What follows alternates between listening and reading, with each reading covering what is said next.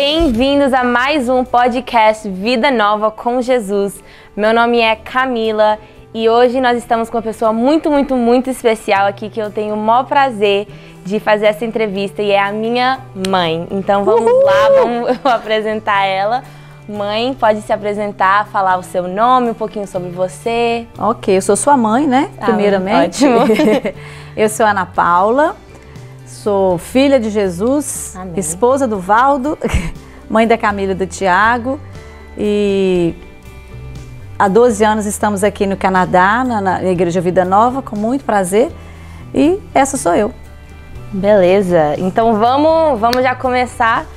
Então, nós queremos saber um pouco, né, sobre a sua história com Jesus, seu testemunho. Então, antes da gente entrar mais na sua vida com Jesus, como era a sua vida antes de você encontrar Jesus? Essa é uma pergunta bem interessante, porque quando a gente nasce quase dentro da igreja, né, que foi meu caso, a gente acaba não tendo algum... No meu caso, eu não tive pontos assim, como eu era antes de Jesus. Mas eu posso começar dizendo uma coisa. Fui exposta desde bebê, desde muito cedo, à palavra.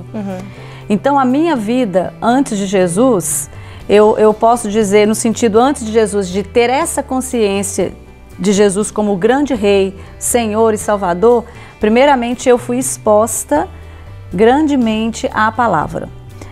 Eu tenho muito orgulho de dizer isso. Meus pais foram aqueles que me ensinaram e me colocaram para aprender a palavra desde muito cedo. Em casa, como exemplo deles, nós sempre tivemos a vida deles como exemplo de oração, a gente vendo. Sim. E eles sempre sentaram com a gente. Para quem é da Igreja Batista aí do tempo antigo, eu lembro que tinha uma revistinha chamada Manancial e todos os dias, era menos domingo, mas de segunda a sábado nós nos sentávamos e tinha a escala, né? Desde pequenininho, quem orava, quando a gente começou a ler, quem que leria. Tinha uma escala ali, entre você tinha uma escala, principalmente entre eu e meu irmão, que a gente era os maiores. E eu lembro que tinha hora de orar pelos missionários, então eles dividiam aquilo ali. Então, desde muito cedo, eu fui exposta à palavra. A igreja que nós frequentávamos, que meus pais são até hoje, também foi uma igreja muito bíblica, nos ensinava. Então eu fui exposta à prática primeiro. Sim. Eu conheci primeiro a prática, a palavra em si. Eu gostava muito de ler a Bíblia, eu gostava muito de ler livros e nós tínhamos muitos livros em casa. A igreja nos dava muitos livrinhos, então eu lia muito em casa. Eu lembro do meu pai brigando com a gente, porque a nossa casa era uma casa que, quem lembra assim, tinha parede meia.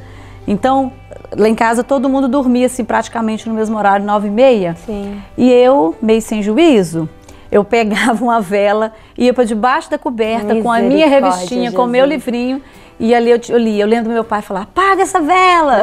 Debaixo da coberta. Debaixo da coberta. Nunca pegou fogo. Credo. Mas eu fui muito exposta desde pequena a palavra, mesmo às vezes sem entender.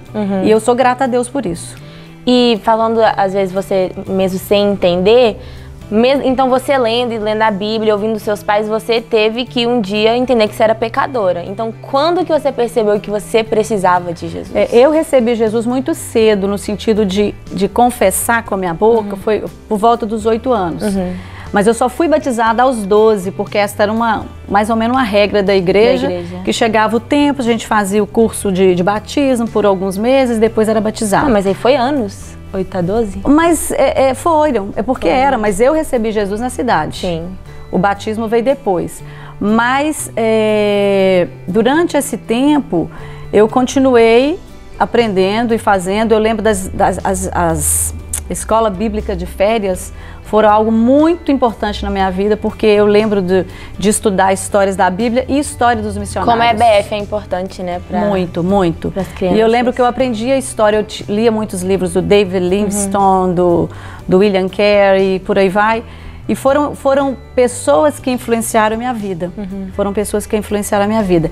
E nesse tempo da minha conversão, que eu converti, teve um tempo, eu frequentei uma organização chamada Mensageiros do Rei, só de meninas, durante 7 anos da minha vida. Então, todo sábado, a gente tinha esse encontro das meninas, a gente tinha que decorar a Bíblia.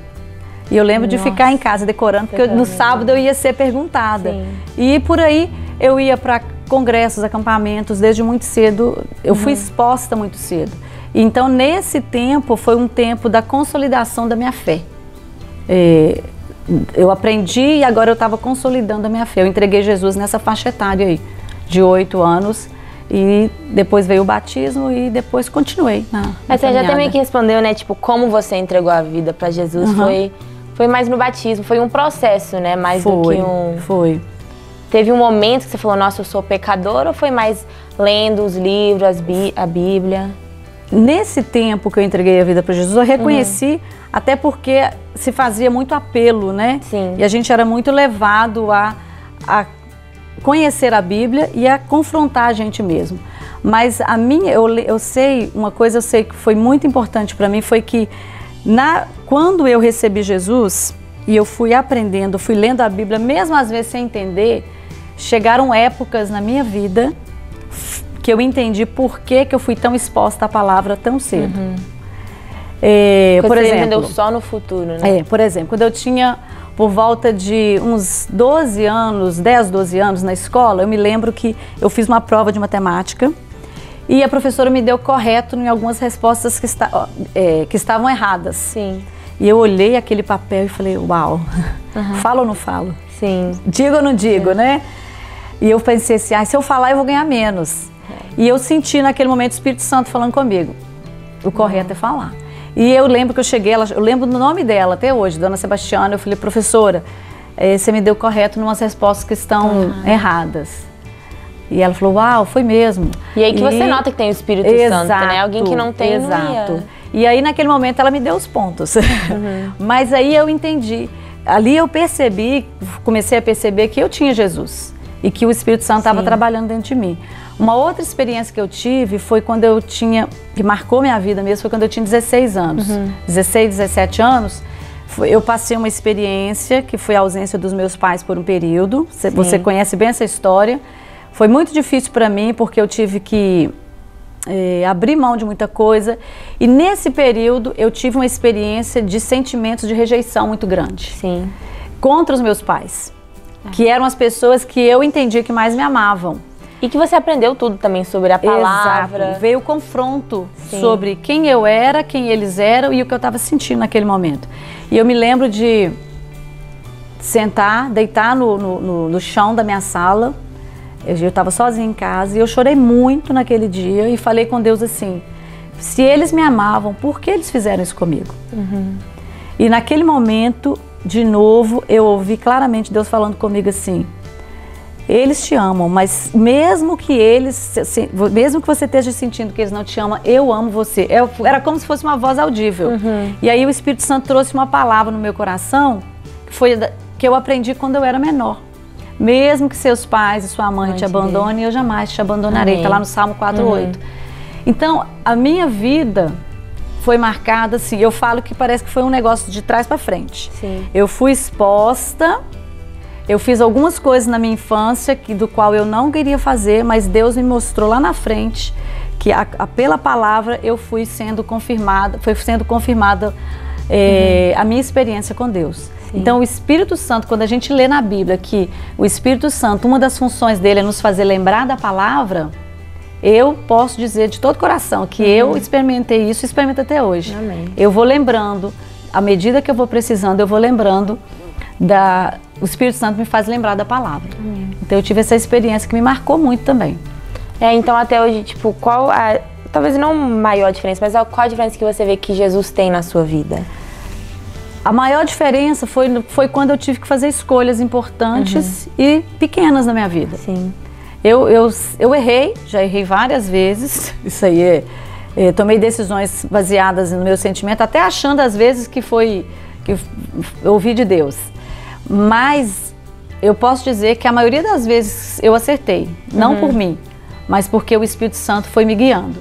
Eu posso dizer, por exemplo, nesse período que eu fiquei exposta sozinha, eu tomei uma decisão na minha vida, porque meu pai e minha mãe não estavam em casa. Sim. Se você não tivesse Jesus, eu tinha Jesus, eu tinha uma igreja que me acompanhava E eu fiz uma decisão na minha vida. Nenhum rapaz entra na minha casa porque eu moro sozinha com meu irmão. Sim. Então eu fiz essa decisão. E aí o que aconteceu? Né, eu era adolescente. O que aconteceu? Choveu o rapaz atrás de mim. Literalmente. Eu lembro que a minha tia falava, meu Deus, mas o que é isso? Mas eu sei que eram distrações. Sim. Eram armadilhas, muitas delas eram armadilhas para me desviar do que Deus tinha para minha vida. Então, naquele momento ali, eu entendi também. Eu tinha consciência plena de que eu precisava preservar a minha vida. E como que eu preservei? Porque eu tinha a palavra de Deus na minha vida. Foi um processo doloroso. Eu lembro que eu chorava, eu lembro que eu esperneava com Deus. Eu lembro que eu falava, Deus, não é justo eu passar por isso. Mas foi um processo necessário na minha vida. Para eu poder aprender. Porque eu acho que se eu não tivesse passado por isso, eu ia ser um pouquinho mais difícil.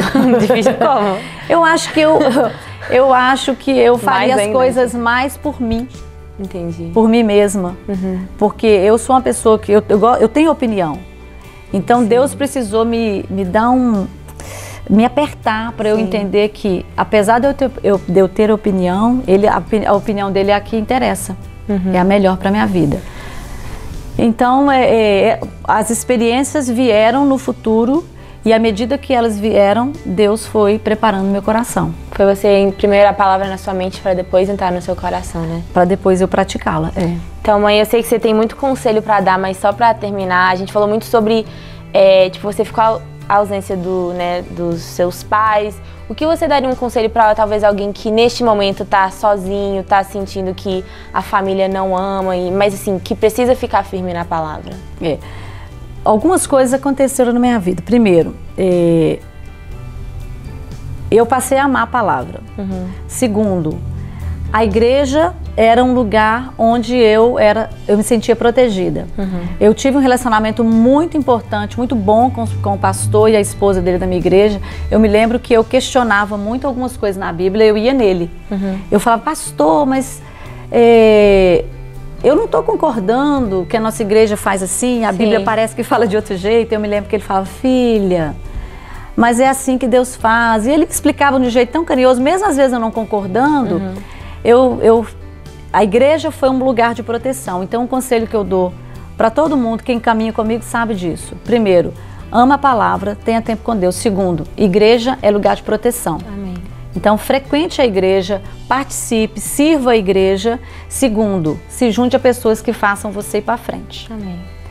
Porque a gente pode perder essas duas coisas aqui se a gente se juntar com as pessoas que não pensam como a Bíblia pensa. Eu tive amigos não crentes, tive vários. Andei com eles, eu joguei em times da escola, mas a minha consciência, o meu entendimento de quem eu era em Cristo sempre me protegeram. Então, palavra, igreja e as suas companhias podem te ajudar muito na caminhada. Se você está sozinho, procura alguém. Com certeza. Obrigada, mãe. Foi um maior prazer ter você aqui. Aprendi muita coisa. E, gente, foi muito bom estar aqui com vocês. E, igual minha mãe falou aqui, igreja é lugar de proteção, de servir. E nós estamos aqui de braços abertos, esperando cada um de vocês. Então, vem conosco. E é isso. Deus abençoe vocês. Um beijo.